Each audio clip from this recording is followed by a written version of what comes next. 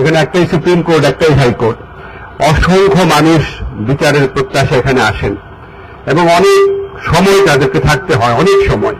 তো এটা খুব জরুরি ছিল এই মসজিদটা পরিবর্ধন করা, নতুনভাবে নির্মাণ করার কাজটা। এটা সুসম্পন্ন হতে যাচ্ছে, শুরু হয়েছে প্রকল্প, যেটা খুবই ভালো লেগেছে। আর আমার প্রকল্পের ব্যাপারে 3টা বক্তব্য আছে, খুবই ছোট। একটা হচ্ছে বাংলাদেশের সবচেয়ে সুন্দর কয়েকটা বিল্ডিং কিন্তু এই প্রাঙ্গণে অবস্থিত, সবচেয়ে সুন্দর বিল্ডিং, অসাধারণ সব বিল্ডিং।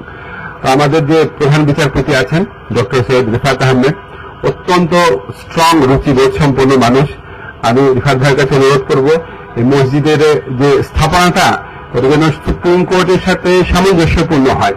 কারণ আমরা আপনারা দেখেছেন যে সরি একটু সারাক্ষণই বিগত আমলের কথা বলি, খুব দুঃখ লাগতো আমার। আপনারা অনেকে ঢাকা ইউনিভার্সিটির স্টুডেন্ট আছেন, হঠাৎ করে ঢাকা ইউনিভার্সিটি দেখলাম যে উদ্ভট রঙের 20-24 তলা বিল্ডিং নির্মাণ শুরু হয়ে গেল।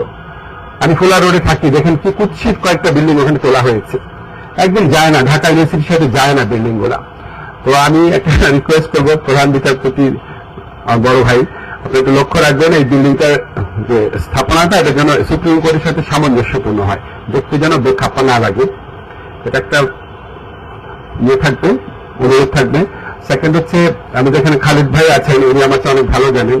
আমরা সবসময় জানি ইসলামে মসজিদ শুধু নামাজের জায়গা না, মসজিদ কিন্তু একটা সমাজ ব্যবস্থা আছে। সেখানে মসজিদের মধ্যে ধর্মীয় শিক্ষা হয়, মসজিদের মধ্যে অনেক আলোচনা হয়, মসজিদের মধ্যে অনেক বেনেভোলেন্ট কাজ হয়। এই মসজিদটা যেন শুধু নামাজের সময়টা ব্যবহৃত না হয়, মসজিদ কিন্তু অনেক কিছু, মসজিদের বিরাট বড় একটা স্পেস থাকে, অনেক কিছু করার স্কোপ থাকে, সেটা যেন হয়। আর থার্ড হচ্ছে আমি যখন এখানে আসছিলাম চিন্তা করছিলাম আমাদের তো জীবনে 2টা পর্যায়ে আছে, একটা হচ্ছে ইহজাগতিক জীবন আর একটা হচ্ছে পারলৌকিক জীবন। আমাদের ইহজাগতিক জীবনে আমি যেহেতু আইনের স্টুডেন্ট, এই জন্য আমার কাছে মানে সবচেয়ে ইম্পর্টেন্ট বিল্ডিং হচ্ছে সুপ্রিম কোর্ট ভবন। আবার আমাদের পারলৌকিক জীবনের ক্ষেত্রে আমরা যদি ভাবি সবচেয়ে ইম্পর্টেন্ট একটা স্থাপনা হচ্ছে মসজিদ। তো এই একই আঙিনায় এই 2টা খুবই ইম্পর্টেন্ট স্থাপনা থাকবে।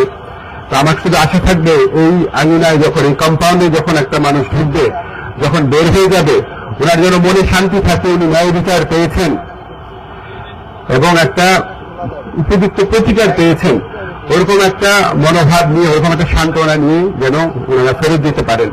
এটা আনফর্চুনেটলি আমাদের এখানে হয় নাই। মসজিদে যারা প্রবেশ করেন তারাও এনশিওর করতে পারেন নাই, মসজিদের পরিচালনায় যারা থাকেন তারাও এনশিওর করতে পারেন নাই, আদালতের পরিচালনায় যারা ছিলেন অতীতে অনেক ক্ষেত্রে তারাও পারেন নাই। আমাদের মনে হয় আমাদের এই জিনিসটা মনে রাখা উচিত। মানে আমরা যে ধর্ম পালন করি এটা তো মানে এটা খুব নিয়ম করে করতে হবে, আমাদের তো সবার বিশ্বাস রাখতে হবে।